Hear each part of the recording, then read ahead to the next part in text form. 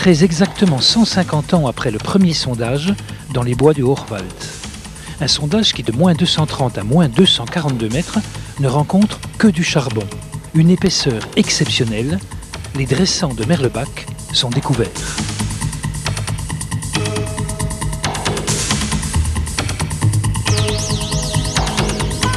C'est tout de suite la ruée.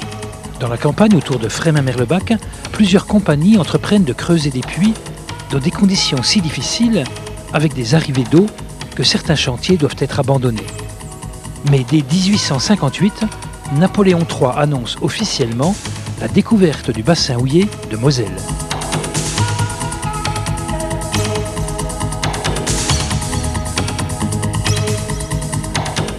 En quelques décennies, plusieurs chevalements sont érigés et redessinent le paysage de cette campagne.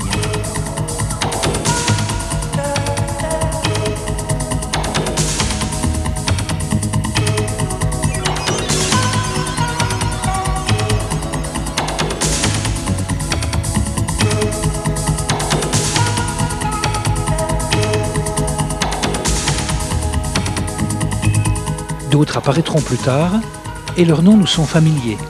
Vouters, Remeaux, Cuvelette, Frémin, Merlebach-Nord.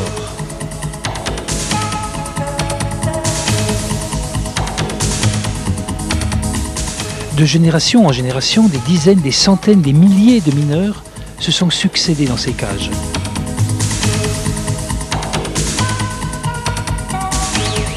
« 200 mineurs en 1900 qui descendent à moins 245 mètres, 5000 ouvriers à Merlebach au début des années 60 qui extraient près de 5 millions de tonnes de charbon par an.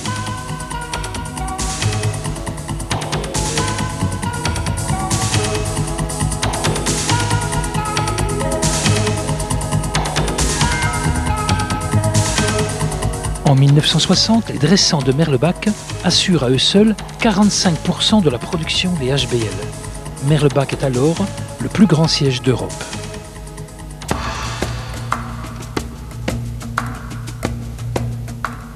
Aujourd'hui, le dernier chantier de Merlebach, la Veine d'Ora, est à 1250 mètres de profondeur. À elle seule, elle a produit 1 600 000 tonnes de charbon.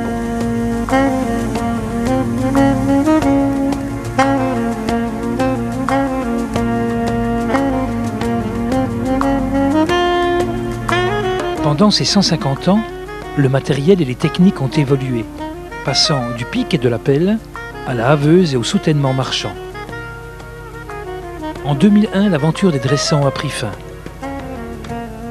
En septembre 2003, le dernier charbon est remonté de la Veine d'Ora, sur un dernier...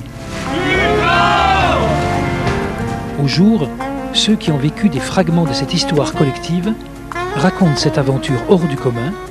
Il était une fois Merlebach. En 2003, produire de charbon, c'est un geste tout à fait moderne, dans un contexte de mines souterraines très anciennes. Actuellement, il reste une taille à la houve, une taille à Merlebach.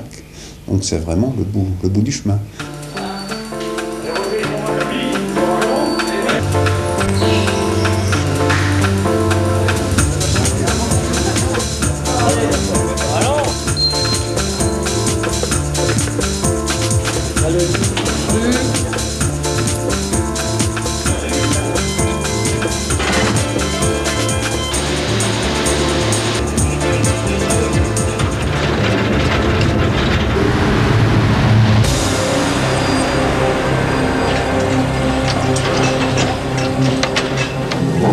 Je suis chef de taille et je suis juste sous le porion et je prends les ordres du porion et transmets aux ouvriers.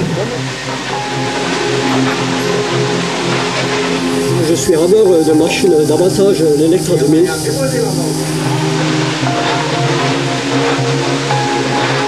Pratiquement depuis le début, les mineurs avaient leur salaire, étaient payés à la tâche. Quand j'ai commencé ma carrière au Puy-5, on a sorti les 2 derniers chevaux.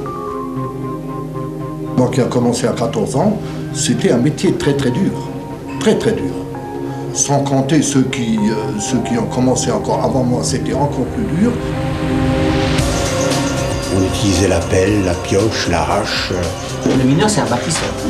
C'est quelqu'un qui bâtit tout le temps. Il faut constamment s'adapter aux conditions. C'est un producteur qui n'est content qu'à partir du moment où il a réalisé sa production.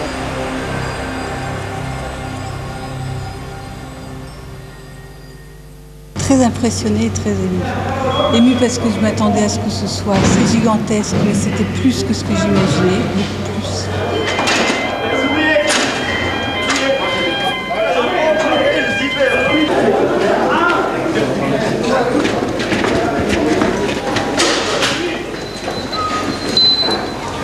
J'ai un quart d'heure de retard. Le grand plaisir à la remonte, c'est la douche.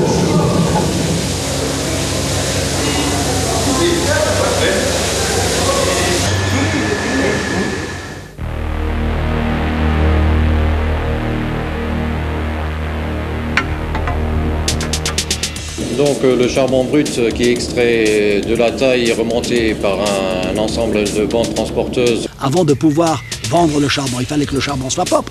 Alors les jeunes qui étaient embauchés ne descendaient pas directement au fond. Jusqu'à l'âge de 16 ans, ils étaient au jour à trier le charbon. Il était toujours derrière nous, hop, hop, hop, hop. Mais je dis, mon Dieu, s'il a une fois, il tient à voir sa bouche là pour dire, il m'a hop, hop, hop. On travaille déjà comme une bête. À cette époque, le lavoir de Frémin a été le plus grand lavoir d'Europe.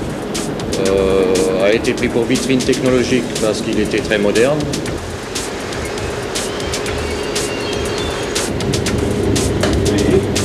Le réseau ferré des HBL était très important vu la longueur initiale qui s'étendait de Forbach à Creuswald sur une longueur de 40-45 km et une longueur linéaire de rail de 200 km. Un carreau de mine, c'est le trait d'union entre le chargement du matériel venant des fournisseurs et les utilisateurs qui sont les mineurs du fond.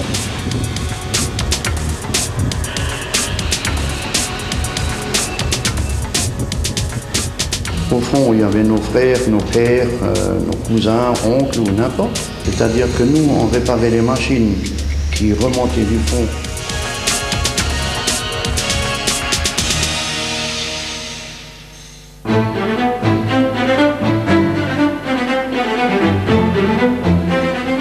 Frémin et Merlebach étaient deux tout petits villages, passés d'une population totale d'1 millier d'habitants, environ 18 000 habitants, 19 000 habitants dans la période la plus faste. Le Texas lorrain. Les rues étaient noires de monde le matin et l'après-midi au changement de poste. Quand ils arrivaient gare de Merlebach le matin, dans les cafés-restaurants, dans les cafés qu'il y avait autour de la gare, il y en avait plusieurs. Les demi étaient déjà tirés, mais ça, on ne va pas le dire. La bière, c'était le champagne du mineur. Moi, quand j'avais 12-13 ans, le jeudi, de temps en temps, je me levais avec mon père à 5 h du matin et je préparais 50 rhums, 50 schnapps d'avance pour pas être à la bourre. Alors souvent, on leur a dit que c'était des gens qui mangeaient trop, qui buvaient trop, etc. C'est bizarre qu'on n'aurait jamais dit qu'ils travaillaient trop. Champagne des mineurs. Je suis né ici à Frémin-Merlebach. Et puis, moi, j'étais d'une famille de 11 enfants. Moi, je suis le 9e. Mon grand-père, il a travaillé ouvrière. Mon père, mes 4 frères, on travaillait ouvrière. Et les parents venaient me trouver et me disaient, eh bien, si mon fils ne réussit pas d'études, il ira au fond de la mine. Puis les portes lui étaient ouvertes, les portes lui étaient ouvertes. Au fond de ma classe, je vois encore l'emplacement. J'avais une affichette sur laquelle il était dit « mineur, c'est un métier ».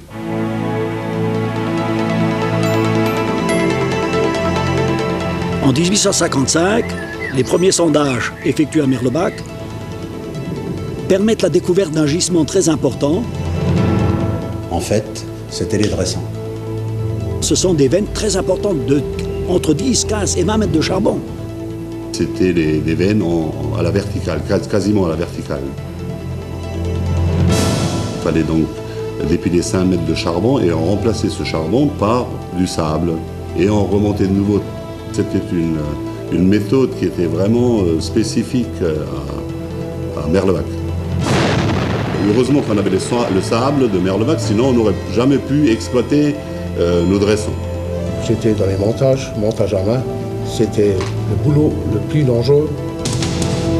Il n'y a que les volontaires qui sont rentrés dans les montages. Les platteurs, c'était l'industrie et les dressants, c'était l'artisanat.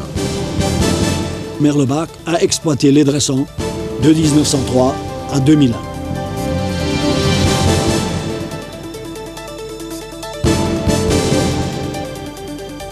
Actuellement, sont encore exploités les veines en platteur dans le champ de Cochrane. C'est des mineurs à qui qu'on a demandé de bosser pour que la France se relève après la guerre, quoi. Cette bataille du charbon avait pour but de favoriser une exploitation au maximum de la seule énergie qui était capable de procurer en grand nombre l'électricité pour faire tourner les machines.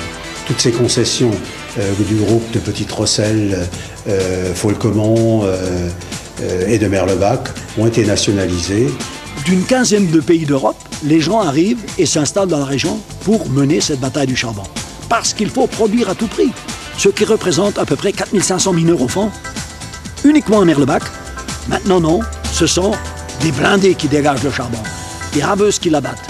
Et l'évolution se fera jusque dans les années 70, où des grandes machines d'abattage sont mises en route, qui elles seules abattent autant que 3-4 chantiers anciennement.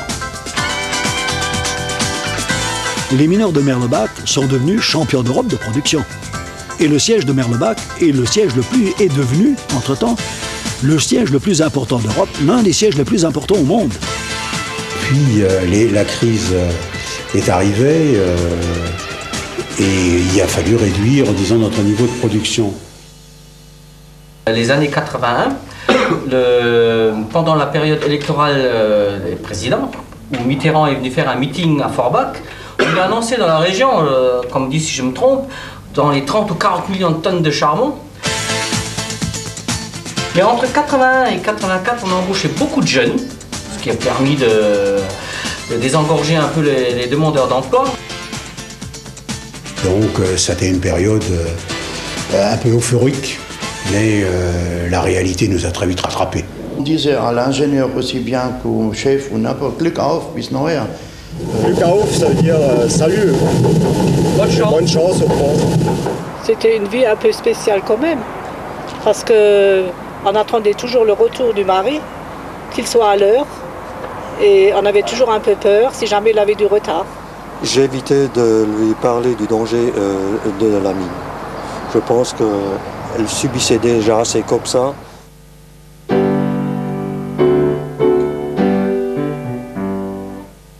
C'était le 30 septembre 1976. Nous étions tous en classe et nous avons appris une terrible nouvelle. Nous avons vu près du puits Wouters une épaisse fumée qui sortait du ventilateur. Que le père d'une de mes élèves était victime, était mort. Il faut savoir que la première équipe de sauveteurs qui sont descendus y ont laissé leur vie. Comble de l'ironie, cette fille s'appelait Barbara, de son prénom. Et Barbara, c'est le nom de la Sainte Barbe.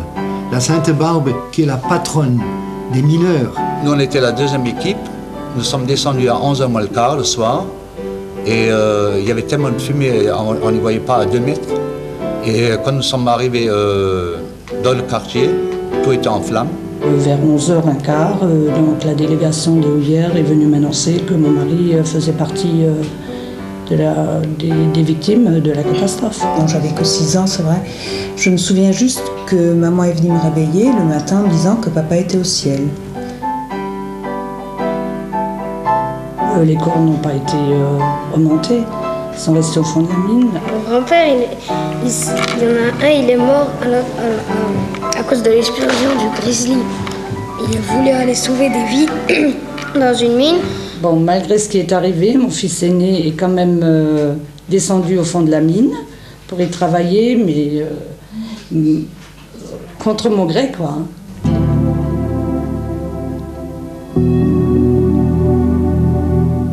Alors à la mine, on est chaleureux, on est parfois gueulard, on est un peu raide.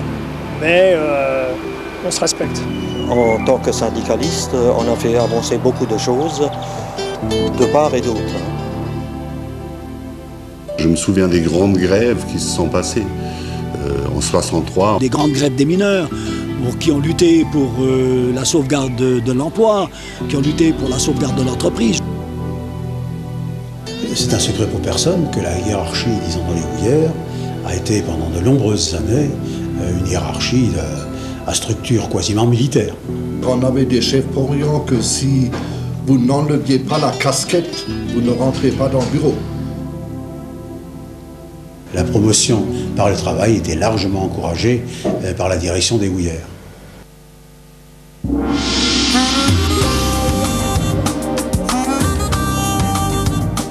La solidarité du mineur était vraiment légendaire et exemplaire. Qu'on soit français, italien, arabe, espagnol ou n'importe quoi, une fois qu'on avait le casque sur la tête, on était tous mineurs et on s'entraidait. On a l'esprit un peu germanique, on en veut, et on montrera jusqu'au bout, et on est fiers de ça. Et le travail bien fait. On était tous fiers de notre métier.